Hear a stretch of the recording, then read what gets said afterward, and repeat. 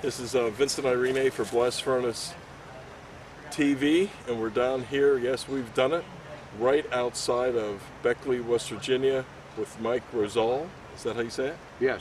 Mike Roselle, and he and other people are getting the band back together and have come here to stop with folk from all over the country, mountaintop removal. When was the first time that you were here or heard about these folk trying to stop mountaintop removal in West Virginia? Well, you know, the first time I really heard about it was at a Heartwood gathering 6 years ago. Heartwood is a regional forest protection organization, an alliance of many groups.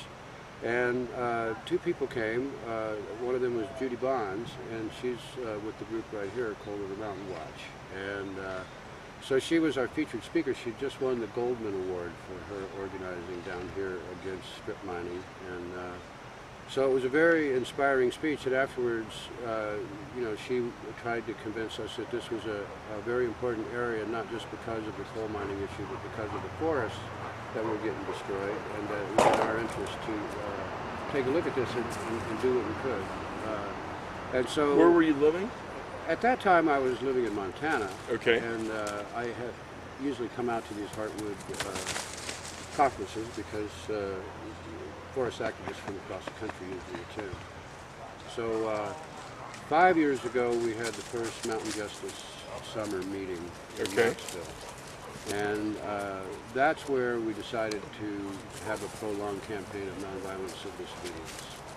And in those last 5 years, there's been actions not just here, but now in Virginia, in Tennessee, in North Carolina, in Kentucky, and southern Ohio, places where mountaintop removal is not as prevalent as it is here, but where mountaintop removal is threatening to expand into.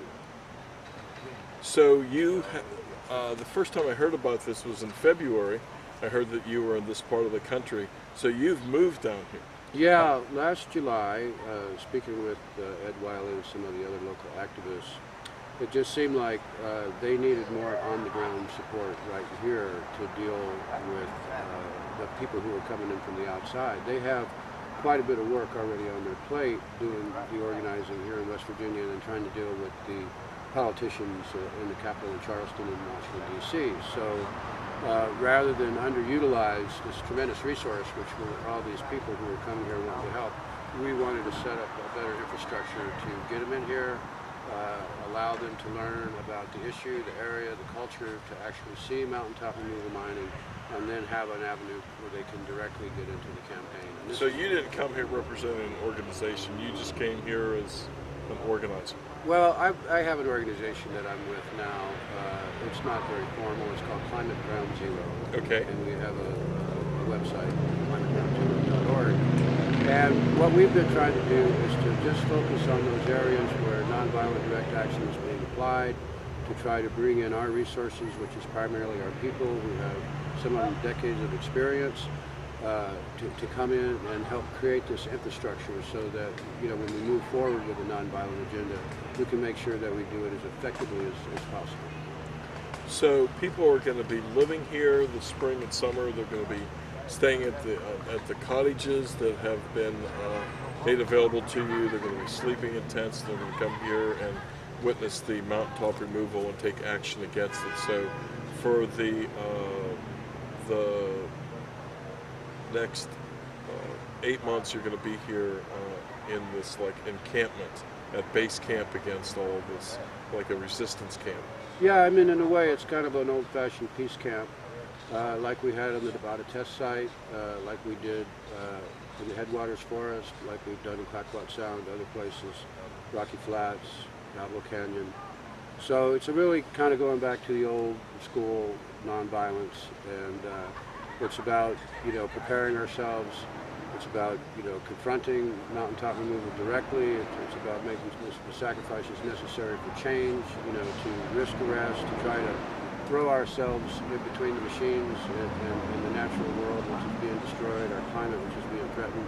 If ever there was a time to heed King's call or Gandhi's call or even Al Gore's call to civil disobedience, it's right now, and it is right here, because if we can't stop mountaintop removal, the most worst form of coal mining, and the one that contributes the most per ton to global warming. If we can't stop this, then we really don't have much hope that we're going to be able to effectively deal with the climate crisis at all. In a short period of time, first of all, the civil disobedience you've done has been given, even though in some of the photographs it's only you and one other person, it's been given attention. Then we have the 600 people that Massey Coal laid off on Good Friday. We have the wind farm proposal shot down in the West Virginia legislation. I mean, this reminds me a lot of the civil rights movement in the sense that, you know, we all knew about mountaintop removal years ago, but it seems like a lot of things are coming together, and it seems like not to give him too much credit, but it seems like the EPA and the presidential administration seems like it has created a more fertile atmosphere to move forward. Well, at least they've removed the brick wall that has surrounded this issue, separated the federal government from the state government, which has decided not to enforce any laws. And then the few other laws that are on the books that are violated are met with very low fines and penalties.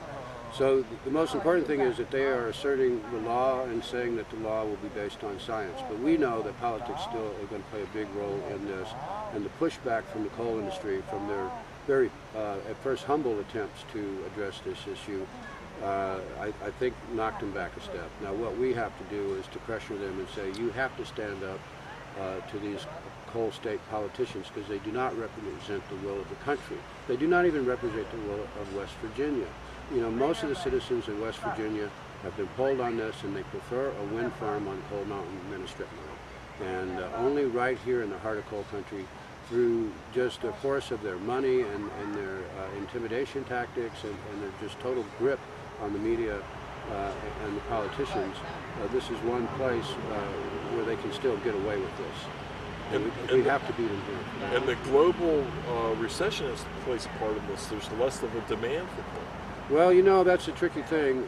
Right now, the prices are low, the inventories were high. This could change. The mining industry shifts back and forth. Okay. So this may be just a short-term market condition. One of the things that has happened is the metallurgical coal, which is mostly underground coal. The market for that has plummeted, so those miners that are being laid off are not mountaintop miners, but they're underground miners. And this campaign is about mountaintop removal and the ending of this practice forever. And we realize that underground mining is going to take a little while longer to deal with. We simply can't replace everything overnight, but we think we need to make a very quick transition, and that involves being fair to the labor, the workers, the miners, and all the people who are involved in the industry, because they deserve our respect and our gratitude for doing a dangerous job, and we enjoy all the benefits from it. So this is not about screwing the worker or losing jobs here in West Virginia. It's about transforming the economy. And most of the folks here really want to go that way, but it's really, really hard to deal with mountaintop removal because they have put so much money into the system that even though they're not that popular, they're going to be very, very hard to dislodge.